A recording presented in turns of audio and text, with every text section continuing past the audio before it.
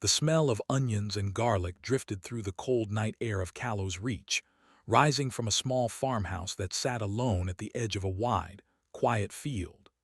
Daniel Hodge stirred a pot of stew on his old stove, the only light in his kitchen coming from a flickering lamp and the orange glow of the burner. He had learned to cook the hard way, through years of trial and error, and through nights when the silence of the house felt too heavy to sit in without something to do with his hands. Tonight, like most nights, he cooked more than he needed. Habit, maybe, or hope. Far above the farmhouse, in the black quiet of space, a scout ship moved slowly over the planet. Inside it sat Rinsk, a massive reptilian being with dark green scales and eyes that missed very little. He was part of the Scoreth Dominion, a race of dragon-like beings who had been traveling the stars for longer than most species could count. His task was simple: scan the planet for useful resources, note anything of value, and move on. Callow's Reach was a small human colony world, barely worth a second glance according to Dominion records. Rinsk expected a quiet, uneventful sweep. Then his sensors picked up something strange. A burst of organic chemical activity, faint but unmistakable, rose from a single structure on the surface. It was not dangerous. It was not technological. It was something else entirely, something his instruments were not built to properly identify. Rinsk leaned closer to the display, his claws tapping against the console. Curiosity was not encouraged among his kind, not anymore, but it had never fully left him either. He brought the ship down low, cloaked from human detection, and studied the farmhouse from above. Through a scanner, he could see the human moving inside, stirring something in a pot. Rinsk did not know what it was, but whatever it was making his scanners register something his own body had not felt in longer than he could remember. Hunger. Not the dull, mechanical hunger that came from needing fuel. A sharper, older hunger. One that made his stomach twist and his mouth ache in a way he had almost forgotten was possible. The Scoreth had not eaten real food in generations. Long ago, before Rinsk's time, a disaster had destroyed most of his homeworld's ability to grow anything edible. In response, the Dominion had developed nutrient paste, a bland but efficient substance that kept a body alive without any of the mess, waste, or unpredictability of actual food. Over time, real food became something old, something primitive, something the Dominion no longer needed. Rinsk had lived his entire life on paste. He did not know what he was hungry for. He only knew that he wanted it. He told himself it was research, a simple sample collection, nothing more. He would land quietly, take a small amount of whatever the human was cooking, and leave before anyone noticed. It was a foolish plan beneath a being of his age and rank, but the pull in his gut was stronger than his pride. Rinsk landed his ship in the tall grass a short distance from the farmhouse, the engines humming down to silence. He moved carefully through the dark, his large body surprisingly quiet for its size. Years of scouting missions had taught him how to move without being seen, even by creatures far more alert than a single human farmer. He reached the back door of the farmhouse just as Daniel stepped away from the stove to grab a bowl from a cupboard. The pot sat there, steam rising gently from its surface, filling the air with a smell Rinsk had no name for. Rich, warm, alive somehow in a way paste never was. Rinsk did not think. He simply reached out, claws careful despite their size, and lifted the entire pot from the stove. The moment he lifted it, the smell hit him fully, and something inside him that had been quiet for a very long time seemed to wake up. He did not run. He should have run. Instead, he stood there in the middle of Daniel's small kitchen, cradling a pot of stew in his massive claws, utterly still, caught between the urge to flee and the overwhelming need to simply taste it. Daniel turned around, bowl in hand, and stopped. Standing in his kitchen was a dragon. A real, living, breathing dragon, easily twice his height, even hunched beneath the low ceiling, holding his stew pot like it was the most important object in the universe. Most people would have screamed. Most people would have run. Daniel simply stared for a long moment, taking in the sight of it all, and then let out a slow breath. "That's my dinner," he said flatly. Rinsk froze completely, the pot still clutched tightly in his claws, steam curling up around his snout. He looked at the human. The human looked back at him, arms crossed now, more annoyed than afraid. "Well," Daniel said after a moment, tilting his head slightly, "you gonna eat it or just hold it?"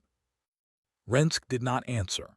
He simply stood there, a massive alien creature caught red-handed in a farmhouse kitchen, staring at the one human being in the galaxy who did not seem the least bit impressed by him. Rinsk did not move for a long time. He simply stood there, hunched under the low kitchen ceiling, still holding the stolen pot of stew, waiting for the human to react in some way that made sense to him. Fear, aggression, a call for help. Instead, Daniel just sighed, set his bowl down on the counter, and pulled out a chair from the small kitchen table, the legs scraping loudly against the wooden floor. "You might as well sit," Daniel said. "Well, kind of sit. I don't think that chair's built for you." Rinsk blinked, unsure what to do with the offer. In all his years of scouting unfamiliar worlds, he had never once been invited to sit down by the very creature he had just robbed. He lowered himself carefully, folding his long body near the table instead, still holding the pot like he expected it to be taken from him at any moment. "You gonna eat that or just guard it?" Daniel asked, raising an eyebrow. Slowly, almost cautiously, Rinsk dipped a claw into the stew and brought a small amount to his mouth. The moment the taste hit him, something in his expression shifted. His eyes widened. His breath caught. It was warm and rich, and utterly unlike anything he had eaten in his entire long life. "By the stars," Rinsk muttered, his voice low and rough. "What is this?" "Stew," Daniel said simply, as if that explained everything. "Beef, potatoes, some vegetables from the garden out back. Nothing fancy." Rinsk took another bite, larger this time, unable to stop himself. "This is not fancy to you." Daniel shrugged, leaning against the counter. "It's just dinner." For a long moment, Rinsk said nothing, simply eating in a way that looked almost desperate, like a creature that had been starving without knowing it. Daniel watched him with a strange mix of curiosity and mild irritation, the kind of expression a person wears when their evening has gone sideways, but they are too tired to be truly upset about it. "So," Daniel said eventually, "you gonna tell me why a dragon just broke into my kitchen for a pot of stew, or are we just gonna pretend this is normal?" Rinsk lowered the pot slightly, some of his earlier composure returning, though his pride was clearly bruised. "I am not a dragon. I am Skorath, though I understand the comparison is not unreasonable." "All right, Skorath, why'd you steal my dinner?" Rinsk hesitated, his claws tightening slightly around the pot. It was not an easy thing to admit, not to a stranger, not to a member of a species his own people considered primitive. But something about the human's calm, unimpressed stare made it easier than it should have been. "My people do not eat food such as this," Rinsk said finally. "We consume a nutrient paste. It sustains the body. It has no taste, no smell, it simply is." Daniel frowned, crossing his arms. "Wait, your whole species just eats paste, like forever, no real meals ever?" "For many generations, yes," Rinsk said. "Our homeworld suffered a great disaster long ago. What remained of our ability to grow food was lost. The paste was created to replace it. Over time, real food became seen as inefficient, wasteful, unnecessary." Daniel stared at him for a long moment, an odd expression crossing his face, somewhere between disbelief and something close to sadness. "That's," he paused, shaking his head slowly, "that's kind of messed up, honestly."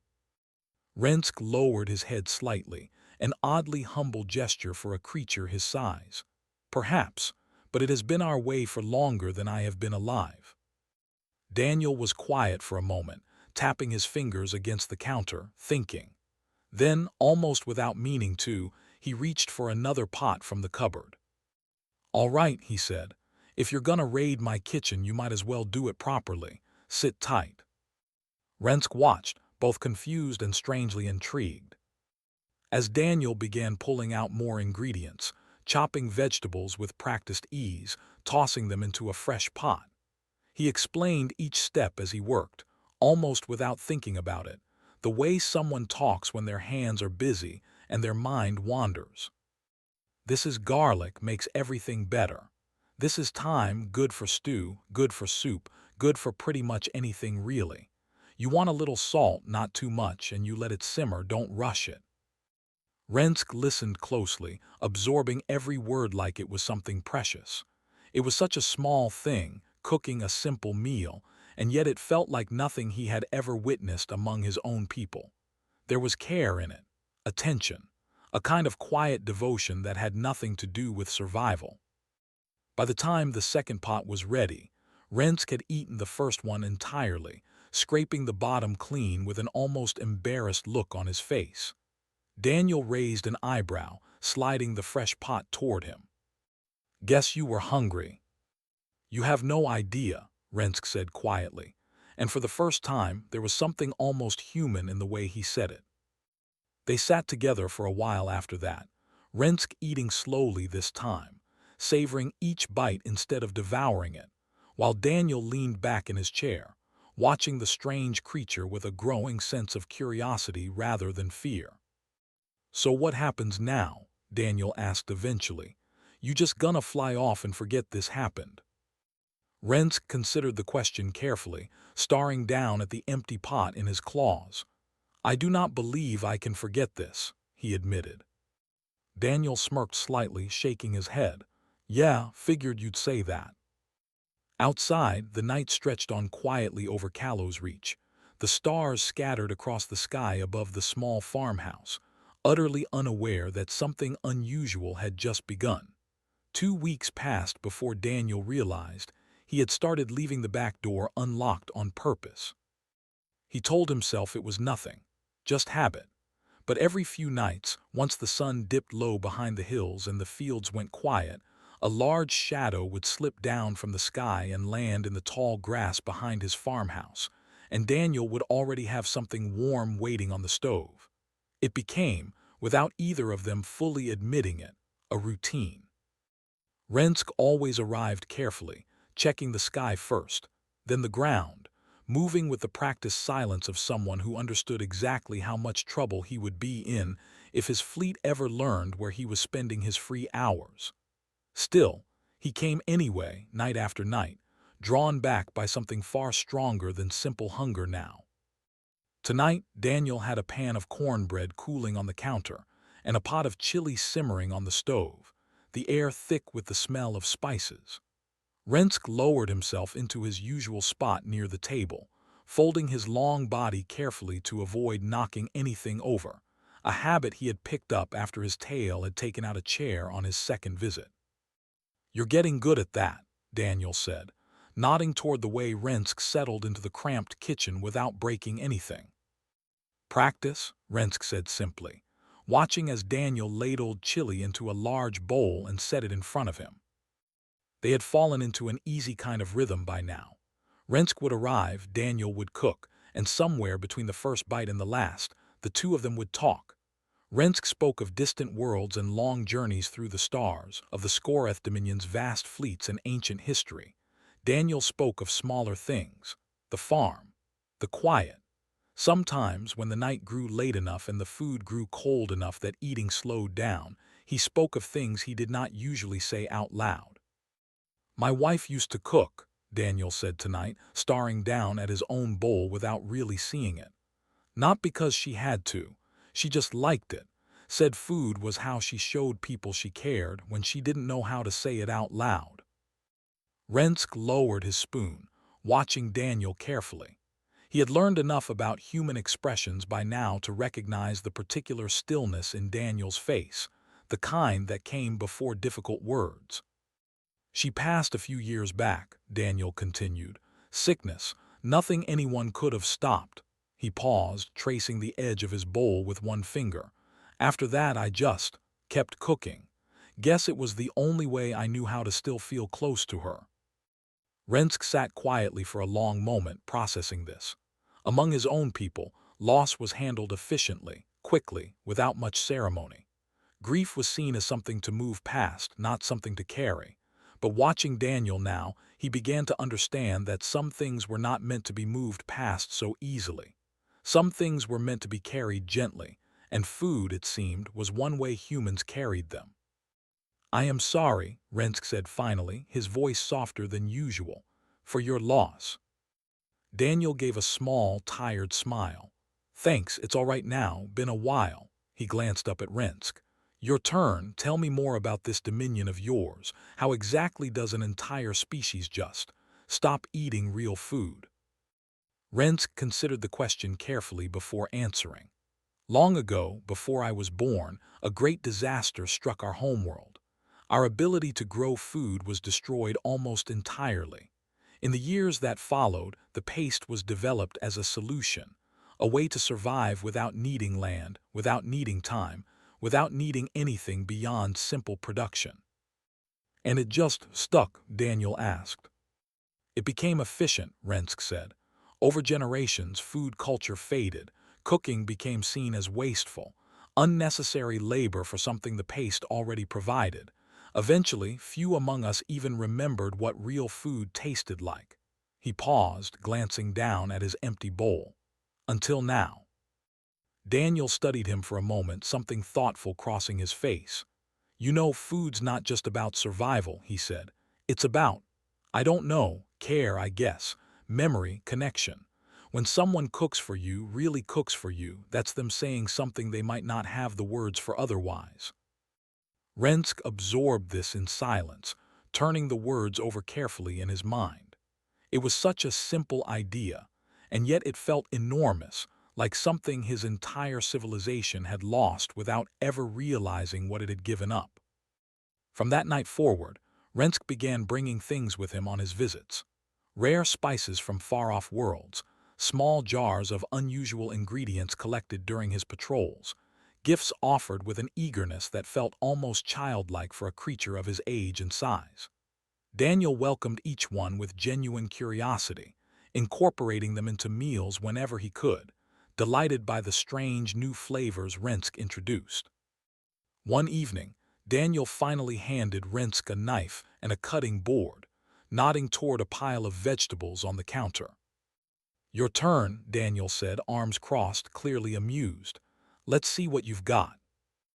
Rinsk hesitated, staring down at the knife like it was some foreign weapon rather than a simple kitchen tool. Still, determined not to back down, he attempted to chop the vegetables the way he had watched Daniel do so many times before. The results were, to put it kindly, uneven. Some pieces were far too large. Others were reduced to little more than mush. When he finally attempted to cook the vegetables himself, he left them on the heat far too long, filling the kitchen with a faint smell of smoke. Daniel burst out laughing, the sound loud and genuine in the small kitchen. "All right, big guy, maybe we start you off a little simpler next time." Rensk stared down at his ruined attempt at cooking, something unfamiliar rising in his chest. It took him a moment to recognize the feeling.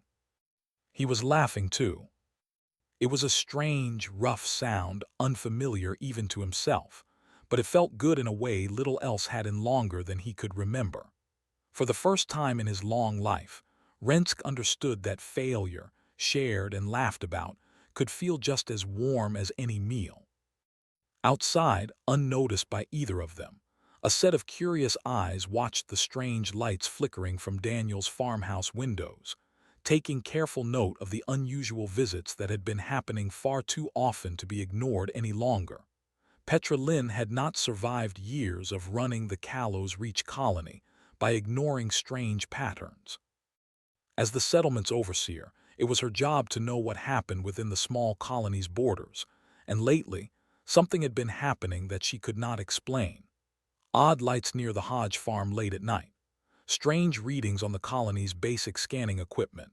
Readings that came and went too quickly to properly track.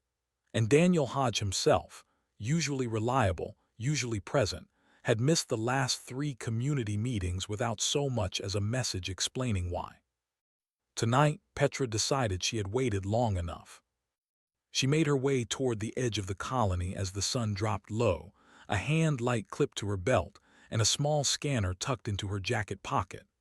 The walk to Daniel's farm was not long, but the quiet of the fields at dusk always made it feel longer than it was.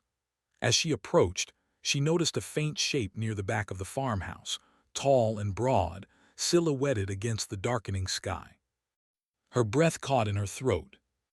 It was massive, reptilian, covered in dark green scales that caught what little light remained, with wings folded tightly against its back and claws large enough to do serious damage to anything they touched. Petra froze where she stood, every instinct screaming at her to run, to warn someone, to do anything other than stand there staring. Instead, her hand instinctively reached for the small communicator on her belt. "Wait!"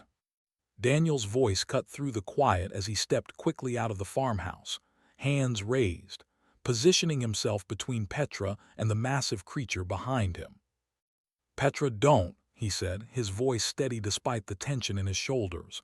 "It's all right. He's not dangerous." Petra's hand hovered over the communicator, her heart pounding. "Daniel, that is a giant alien creature standing in your backyard. Forgive me if I don't just take your word for it." Rinsk, for his part, had gone very still, watching the exchange carefully. Every instinct told him to leave immediately, to avoid the complications that came with human authorities discovering his presence. But something kept him rooted in place. Perhaps it was loyalty to the strange friendship he had built here. Perhaps it was simple stubbornness. Either way, he did not move. "I am Rinsk," he said finally, his deep voice carrying easily across the quiet field. "I mean no harm to your colony." Petra's eyes widened further at the sound of him speaking clearly in her own language, though her hand did not move from the communicator. "You're talking." "I have been visiting for several weeks now," Rinsk said. "Your colonist has been generous enough to share meals with me during that time, nothing more." Petra glanced at Daniel, disbelief written clearly across her face. "Meals," she repeated flatly. "You've been sneaking a dragon into your kitchen for dinner." "He scoreth not a dragon," Daniel said, then paused, considering. "Though I get why you'd think that." Petra let out a long breath, torn between the urge to call for backup and the strange, growing realization that neither of them seemed to be lying to her. Still, the risk was too great to simply take at face value. "Do you have any idea what could happen if the Council learns an armed alien species has been visiting our colony unnoticed?" she said, her voice tight. "This isn't a joke, Daniel. This is exactly the kind of thing that gets people killed." "I know," Daniel said quietly, "but he's not here to hurt anyone, I promise you that." Rinsk shifted slightly, lowering himself closer to the ground in an attempt to seem less imposing, though it did little to ease Petra's nerves.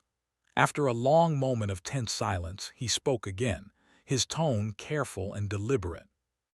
"If it would ease your concerns," Rinsk said, "allow me to offer something in place of words."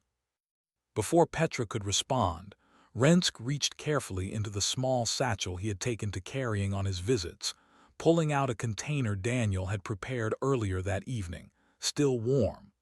He extended it toward Petra slowly, an oddly formal gesture from a creature so large. "Daniel's cooking," Rinsk said simply.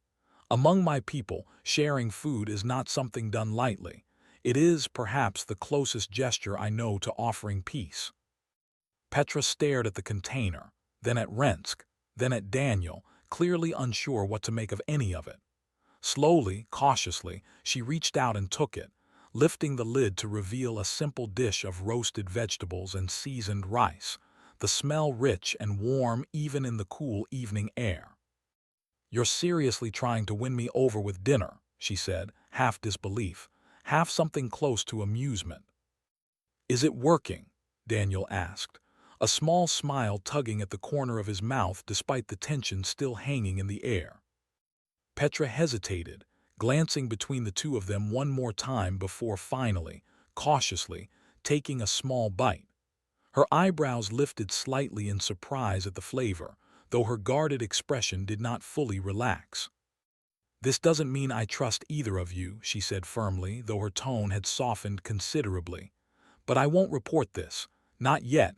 I want answers first. Real ones." Daniel nodded, relief clear on his face. "Fair enough." Petra studied Rinsk for a long moment, her scanner still in hand but no longer raised. "The council will need to know eventually," she added. "I can't sit on something like this forever." "I understand," Rinsk said quietly. As Petra turned to leave, still processing everything she had just witnessed, she paused at the edge of the field, glancing back one final time. "For what it's worth," she said, "that was good food." Rinsk inclined his head slightly, something almost like pride flickering behind his sharp eyes. Far above the planet, aboard the Scoreth fleet vessel still stationed in high orbit, a routine communication check flagged an anomaly. Repeated unauthorized landings. Extended, unexplained absences from a single scout. The report reached Elder Vessa's console within the hour, and by the time she finished reading it, her expression had already hardened into something cold and deeply displeased. Rensk's quiet nights on Callow's Reach were about to come to an end. The summons came just before dawn, sharp and formal, leaving no room for delay. Rinsk had barely returned to his ship after another night at the farmhouse when the message reached him, requiring his immediate presence aboard the main fleet vessel. He knew, the moment he read it, exactly what it meant. He had been caught. The journey up through the atmosphere felt longer than usual, the familiar hum of his ship's engines doing little to ease the tight knot forming in his chest. By the time he docked within the massive fleet vessel, the corridors already felt colder somehow, less familiar, as though his weeks spent among humans had quietly shifted something in how he saw his own people's ships. Elder Vessa was waiting for him in the central chamber, her scales a deep, weathered gray, marked with the kind of quiet authority that came from centuries of service within the Dominion. She did not rise when he entered. She simply watched him approach, her expression unreadable, though the tension in the room was impossible to miss. "Scout Rinsk," she said, her voice cold and precise. "Perhaps you would care to explain the repeated, unauthorized visits to a primitive settlement on Callow's Reach." Rinsk straightened, doing his best to hold his composure despite the weight of her gaze. "I have been observing the human settlers there," he said carefully, "studying their culture, their food." "Their food," Vessa repeated flatly, the words dripping with disdain. "You risked exposing an entire fleet's presence in this system for the sake of primitive, wasteful eating habits." "It is not wasteful," Rinsk said, an edge of defensiveness creeping into his voice despite his best efforts to remain calm. "It is something we lost long ago and never bothered to question." Vessa's eyes narrowed sharply. "Careful, Scout. You speak as though you believe our ways to be inferior." "I believe," Rinsk said slowly, choosing his words with great care, "that efficiency was never meant to replace everything that made us who we are. The humans have shown me something our own people abandoned generations ago, and I do not believe that makes them primitive. I believe it makes them wiser than we have given them credit for." A heavy silence fell over the chamber. Several other officers present exchanged uneasy glances, clearly unaccustomed to hearing such open defiance directed at an elder. Vessa's expression remained stern, though something flickered briefly behind her eyes, something that was not quite anger. "You believe a single farmer and his cooking pot hold wisdom beyond generations of Dominion progress," she said slowly. "I believe," Rinsk said firmly, "that you have never tasted what I have tasted." The room fell silent again, tension thick enough to feel. Finally, Vessa rose from her seat, moving closer, studying Rinsk with the kind of scrutiny reserved for testing a claim rather than dismissing it outright. "Then prove it," she said simply. Rinsk blinked, caught off guard by the challenge. "Elder, you claim this human practice holds value beyond mere sustenance," Vessa said. "Then demonstrate it, here, now. If you are wrong, this matter ends immediately and your visits cease permanently. If you are somehow right." She paused, her tone unreadable. "We shall see." Rinsk hesitated only briefly before nodding, determination settling over him. He requested access to the ship's small galley, gathering what basic ingredients were available, though far more limited than what he had grown used to on Daniel's farm. Still, he worked carefully, recalling every lesson Daniel had patiently taught him, every mistake he had learned from during his clumsy early attempts at cooking. The process was slower than he would have liked, his claws still unaccustomed to the delicate work involved, but he pushed through, focused entirely on getting it right.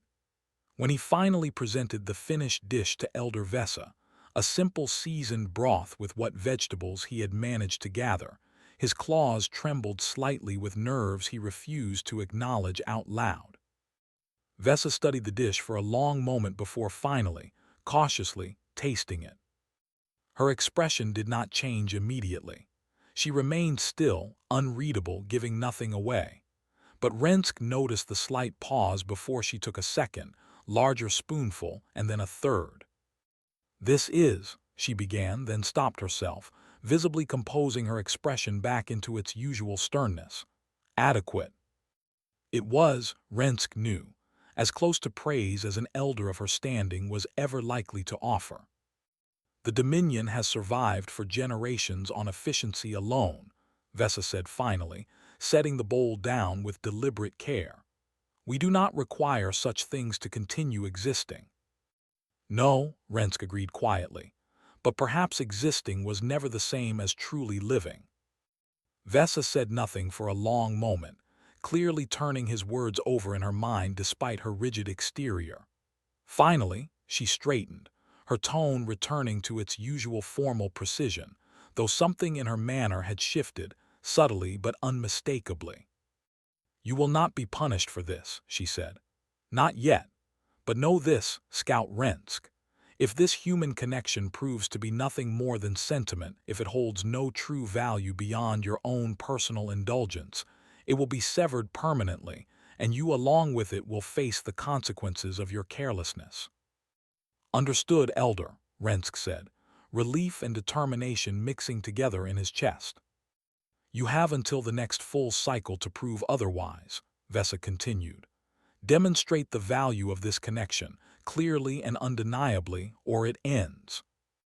Rinsk bowed his head respectfully before leaving the chamber, his mind already racing with possibilities. Back on Callow's Reach, Daniel and Petra were preparing for the very real possibility that the Skorath fleet's reaction to their discovery might not be a peaceful one. Neither of them yet knew just how close that possibility had come to becoming reality, nor how much now rested on a single, unlikely idea forming in Rinsk's mind, as his ship began its descent back toward the small, quiet farm that had changed everything. Daniel almost dropped the plate he was holding when Rinsk explained the ultimatum.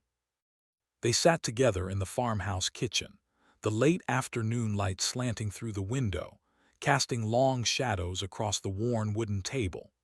Rinsk had returned only an hour earlier, his usual calm composure noticeably shaken as he recounted everything that had happened aboard the fleet vessel, from Elder Vesa's cold judgment to the narrow window of time now hanging over both their heads. "So basically," Daniel said slowly, setting the plate down, "you've got until the next full cycle to prove this whole thing matters, or she cuts you off from ever coming back here." "Essentially, yes," Rinsk admitted. Daniel rubbed a hand across his jaw, thinking hard. "And how exactly are you supposed to prove that?" Rinsk shook his head slightly. "I do not know. I attempted to explain it through words alone, and while it earned me time, I do not believe words will be enough to fully convince her." Daniel was quiet for a long moment, staring out the window at the fields beyond, his mind working through the problem with the same steady patience he applied to everything else. Slowly, an idea began to take shape, one that felt equal parts reckless and exactly right. "What if we don't just tell her?" Daniel said finally. "What if we show her?" Rinsk tilted his head, curious. Show her how. Invite them down, Daniel said, the idea gaining momentum as he spoke. Your elder, whoever else needs convincing. Let them come here to the colony, and we throw them the biggest, warmest meal this place has ever seen. Not just me cooking for you in some quiet kitchen at night. A real gathering. Something they can't just dismiss as one man's opinion. Rinsk considered this carefully, weighing the risks. That would mean revealing our presence fully, to your entire colony, to my elder and whatever envoy she chooses to bring. Yeah, Daniel said simply, it would. For a long moment, neither of them spoke, the weight of the decision settling heavily in the quiet kitchen. Finally, Rinsk nodded, determination replacing the earlier tension in his expression. Then let us do it properly, he said. Word spread quickly once Petra was brought in, and to Daniel's surprise, the small colony rallied behind the idea with far more enthusiasm than he expected. Perhaps it was curiosity.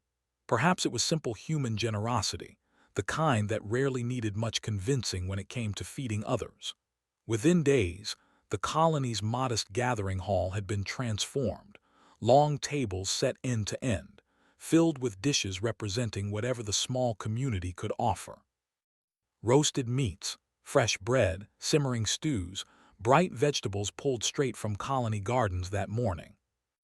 Rinsk paced nervously near the entrance as the appointed hour approached, his earlier confidence wavering slightly under the weight of what was about to happen. They may still refuse to see any value in this, he admitted quietly to Daniel as they waited.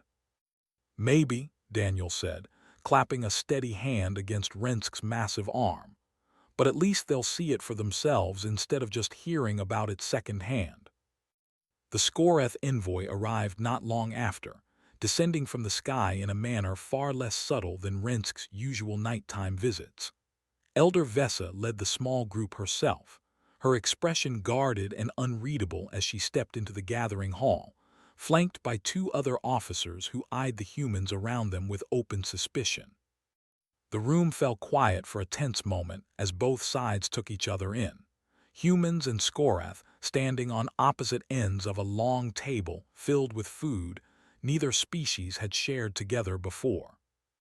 Petra stepped forward first, offering a small, respectful nod. "Welcome to Callow's Reach," she said, her voice steady despite the obvious nerves beneath it. "We hope you're hungry." Elder Vesa studied the spread before her with clear skepticism, her sharp eyes moving slowly across the table. "This is a great deal of effort," she said finally, "for something so easily replaced by simple sustenance." "Maybe," Daniel said, stepping forward beside Petra. "But nobody ever remembered a good bowl of paste, ma'am. People remember meals like this." Vesa's gaze shifted toward him, considering his words carefully before finally, cautiously, accepting a plate offered by one of the colonists. The room watched in near silence as she took her first bite, her expression giving little away. Slowly, hesitantly, the other Scoreth officers followed her lead, and gradually the tension in the room began to ease. Conversations started in fits and starts, awkward at first, then steadily warmer as both species began to share not just food, but stories, laughter, and the kind of easy connection that rarely required much translation at all. By the time the meal wound down, hours later, Elder Vesa sat near the head of the table, quietly observing the mixed gathering of humans and Scoreth sharing dishes, trading stories, and laughing together in a way that felt undeniably real. "I did not expect this," she admitted quietly to Rinsk as the evening drew to a close. "Neither did I," Rinsk said honestly, "not fully." Vesa studied him for a long moment before finally nodding, something settling in her expression that had not been there before. "You may continue your visits, Scout Rinsk," she said. "And it seems, perhaps, that further contact between our peoples may hold more value than I once believed." Relief washed over Rinsk, though he kept his composure, offering a respectful bow in response. Later that night, once the gathering hall had emptied and the fleet envoy had returned to their ship, Daniel and Rinsk sat together on the porch of the farmhouse, watching the stars scattered brightly across the clear night sky. A single ship rose slowly in the distance, climbing back toward the waiting fleet above. "You know," Daniel said, breaking the comfortable silence between them, "when this all started, I figured you'd just steal my dinner and disappear." Rinsk let out a low, rough chuckle, a sound that had grown far more familiar over the past several weeks. "I came to this world looking only for resources," he admitted. "I did not expect to find something my own people had lost so long ago they had forgotten it was ever missing." Daniel smiled, leaning back against the porch railing. "Guess it just took the right pot of stew." "Perhaps," Rinsk said, watching the ship disappear into the night sky above. "Or perhaps it simply took someone willing to share it." They sat together in comfortable silence after that, two very different beings from two very different worlds, sharing one quiet, ordinary night beneath a sky full of stars, marking the beginning of something neither of them could have fully predicted, but both were glad in the end to have found.